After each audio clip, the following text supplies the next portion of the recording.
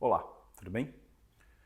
A pergunta do milhão hoje em dia é saber se o choque da guerra comercial que acontece no mundo vai ter um impacto deflacionário ou inflacionário no Brasil. Lá fora, a discussão parece relativamente clara, principalmente no caso americano e no caso dos outros países que vão receber produtos chineses. No caso americano é inflacionário, nos países que vão receber o excesso de produtos chineses que ia para os Estados Unidos e vai ter que vazar para algum outro lugar, esse impacto possivelmente é deflacionário.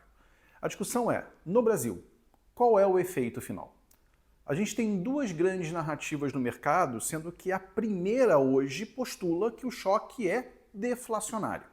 Deflacionário porque os bens tradables industriais vão conseguir vazar para a economia brasileira, deflacionário porque a economia global vai entrar em recessão.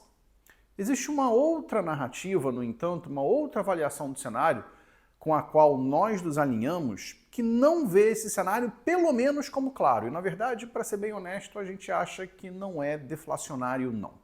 Por quê? De fato, existe um momento na economia global que é um momento delicado que pode levar o mundo a uma forte desaceleração de crescimento. Daí a dizer que é uma recessão é um pulo um pouco grande. Até porque, se a economia global e a economia americana especialmente começar a desacelerar de maneira muito rápida, acho pouco provável que a política tarifária como concebida hoje seja mantida, pelo menos como está nesse momento. Então existe sim alguma pressão desinflacionária que vem de fora, mas não ligada a uma recessão e sim a uma desaceleração econômica. A questão é como isso se transmite para a economia brasileira e de que forma isso é relevante para a formação de preços aqui. O primeiro ponto que a gente tem que lembrar é que a economia brasileira é relativamente fechada, de forma que essa entrada de produtos não afeta de maneira tão ampla a capacidade de oferta que existe na nossa economia. O fato é que importar deflação nesse momento vai ser difícil. Primeiro porque o espaço para que isso ocorra na economia é pequeno e segundo porque, como em outros países, os lobbies industriais brasileiros possivelmente vão se mexer, evitando que essa enxurrada de produtos chineses leve a uma queda de preços aqui, na medida em que a concorrência aumente e coloque o industrial brasileiro fora dos negócios. Mas talvez a coisa mais importante de tudo que a gente está falando é olhar a composição da inflação. Quando olhamos a inflação brasileira hoje, nós vemos preços administrados e preços livres mais ou menos no mesmo patamar, um pouquinho acima de 5%. Se olharmos para o IPCA 15 agora de abril, já vemos uma coisa mais perto de 5,5%, abrindo uma diferença entre preços livres, que foram a 5,7%, e administrados, que ficaram no entorno de 5%. A questão relevante é que dentro desses preços livres, nós temos alimentação fora do domicílio, alimentação no domicílio, temos serviços, temos bens industriais, bens tradables, bens non-tradables e uma sucessão, uma série de fatores que acabam mexendo de formas distintas com variações do câmbio e de uma potencial concorrência de bens importados. Quando olhamos para alimentação no domicílio, os sinais recentes são um pouco piores.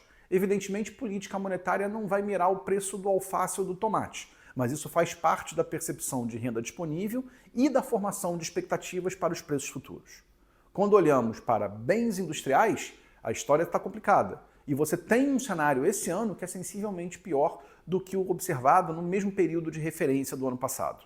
A base comparativa só melhora lá no fim do ano. E se nós não tivermos uma enxurrada de produtos, vai ser difícil que os bens industriais entrem em trajetória de desinflação, pelo menos rapidamente. A questão central, no entanto, gente, está em serviços.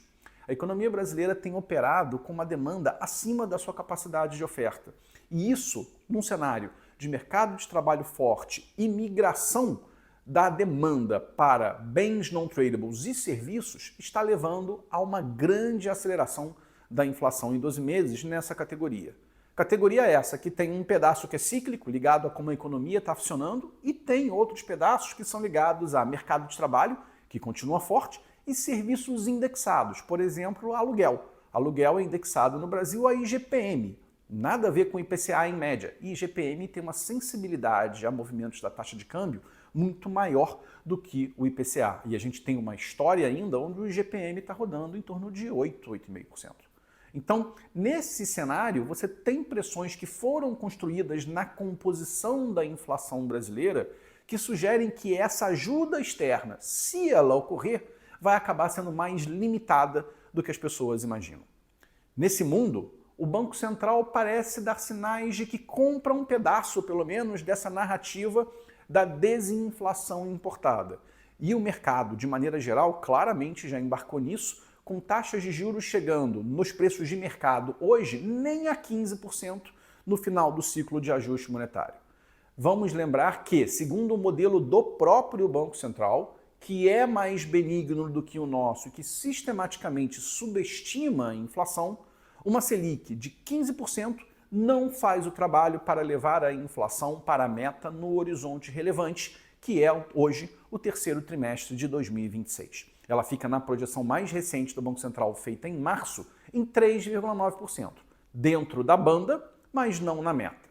A questão é que esse modelo sistematicamente tem subestimado a inflação, vendo uma potência da política monetária maior do que a observada na prática.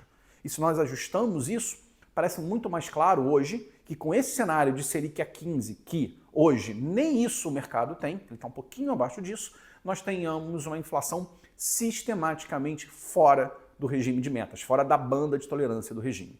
Hoje, nós projetamos IPCA de 5,9% em 2025 e de 5,3% no horizonte relevante, que é o terceiro trimestre de 2026. O mundo pode ajudar, o mundo pode atrapalhar, mas as questões objetivas são: a política monetária tem sido calibrada de uma forma que é inconsistente com o cumprimento do seu objetivo.